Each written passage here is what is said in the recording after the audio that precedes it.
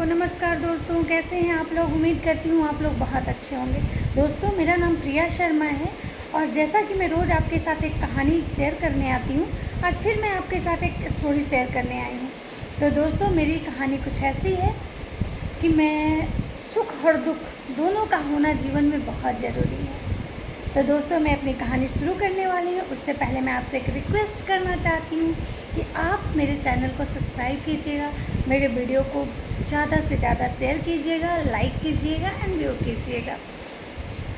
तो दोस्तों, मैं अपनी कहानी शुरू कर रही हूँ, आप ध्यान से सुनिएगा। तो मेरी कहानी कुछ ऐसी है। एक रमेश नाम का लड़का जो इंटरव्यू देने किसी बड़े से कंपनी में गया। वहाँ पे सबके इंटरव्यू चल रहे थे। लास्ट में रमेश का नंबर आया।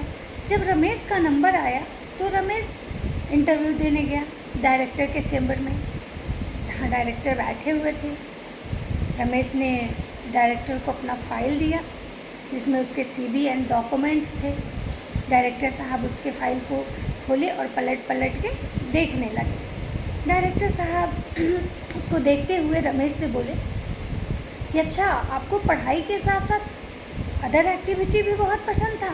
रमेश मुस्कुराते हुए बोला, जी सर। डायरेक्टर साहब बोले, वेरी गुड। डायरेक्टर साहब बोले कि अच्छा, एक बात बताइए, क्या आपको कभी स्कॉलरशिप भी मिले थे। रमेश बोला, नहीं सर, हमने जो कुछ भी पढ़ाई किया वो मेरे पापा के खर्चे से किया, मुझे कोई स्कॉलरशिप नहीं मिला। डायरेक्टर साहब बोले, अच्छा, तो एक बात बताइए, आपके पापा क्या करते हैं। रमेश बोला, सर, मेरे पापा लोगों के कपड़े धोते हैं। डायरेक्टर साहब कुछ देर के लिए चुप हो गए। फिर कुछ देर बाद वो बोले रमेश को कि आप अपना हाथ मुझे दिखाइए। रमेश को सुन के थोड़ा अजब लगा, लेकिन रमेश को लगा कि अच्छा, कोई बात नहीं। और रमेश अपना दोनों हाथ डायरेक्टर साहब की तरफ आगे बढ़ाया।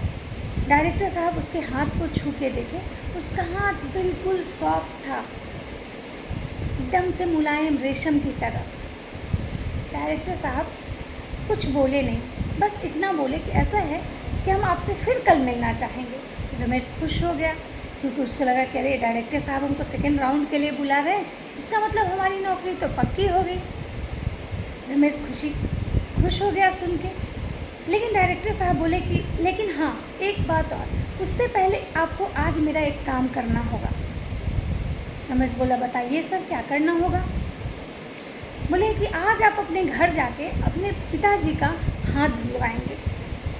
रमेश को सुन के थोड़ा अजब लगा कि ये क्या है, लेकिन रमेश कुछ बोला नहीं। उसको लगा चलो कोई बात नहीं, नौकरी तो मिल गई। वो खुशी के मारे घर गया और घर में जाके वो अपना सारा काम किया। उसके बाद वो जाके अपने पापा को बोला कि पिताजी, आज हम आपका हाथ हम धुलवाएंगे।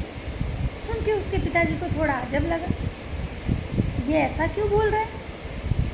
लेकिन रमेश जिद करने लगा। उसके पापा मना कर रहे थे, फिर भी वो जिद करने लगा। फिर लास्ट में उसके पिताजी को लगा अच्छा, कोई बात नहीं। उसके पिताजी रमेश को की तरफ अपना हाथ बढ़ाया। रमेश जब उनका हाथ धुलवाने लगा तो रमेश जब उनका हाथ पकड़ा तो रमेश को एक अजब टाइप का फील हुआ, क्योंकि उसके पिताजी का दोनों हाथ काफ़ी हार्ड हो चुका था। उनके हाथें काफ़ी रुखड़ी थी, फटी हुई थी। और जब रमेश उनके हाथों पे हाथ धुलवा रहा था और हाथ को छू रहा था तो रमेश को थोड़ा अजब फील हो रहा था और उसके पिताजी को दर्द हो रहा था। ऐसा करते करते रमेश के आँखों में आंसू आ गया। उसके पिताजी की भी आंखें नम हो गई। उस दिन रमेश को एहसास हुआ कि मेरे पिताजी आज तक इतना संघर्ष करके, इतना दर्द बर्दाश्त करके मुझे सब कुछ वो दिए जो मुझे जीवन में चाहिए था। रमेश उस दिन अपने पिताजी को कोई काम करने नहीं दिया। जितने भी कपड़े थे सब कुछ वो खुद से धोया। जब कल सुबह हुआ वो फिर से इंटरव्यू के लिए गया। जब वहाँ डायरेक्टर साहब के चैम्बर में गया तो डायरेक्टर साहब उससे एक ही सवाल किए कि अच्छा, एक बात बताइए, कल जो हम आपको काम दिए थे उसका आप अनुभव शेयर कीजिए, क्या अनुभव किया। रमेश रोने लगा और रोते हुए उसने जवाब दिया कि कल पहली बार मुझे पता चला कि मेरे पिताजी कितने कष्ट में हैं, लेकिन कितने कष्ट में होने के बावजूद भी वो कभी मुझे अपने कष्ट का एहसास नहीं होने दिए। मुझे वो हर कुछ दिए जो मुझे चाहिए था, लेकिन मुझे कभी एहसास नहीं होने दिए कि वो कितना संघर्ष कर रहे हैं, कितना मेहनत कर रहे हैं।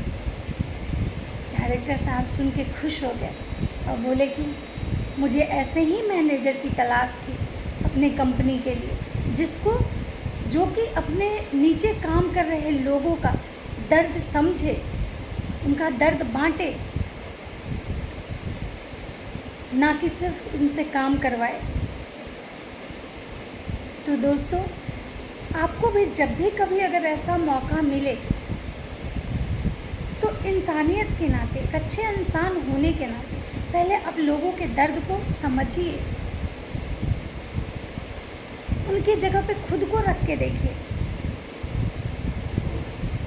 उसके बाद आपको एहसास होगा कि जो चीज़ दूसरे के लिए अगर हार्ड है तो हमारे लिए भी हार्ड ही हो सकता है। जब जिस चीज़ से दूसरे को दर्द हो सकता है, उससे हमें भी दर्द हो सकता है। राधे राधे दोस्तों।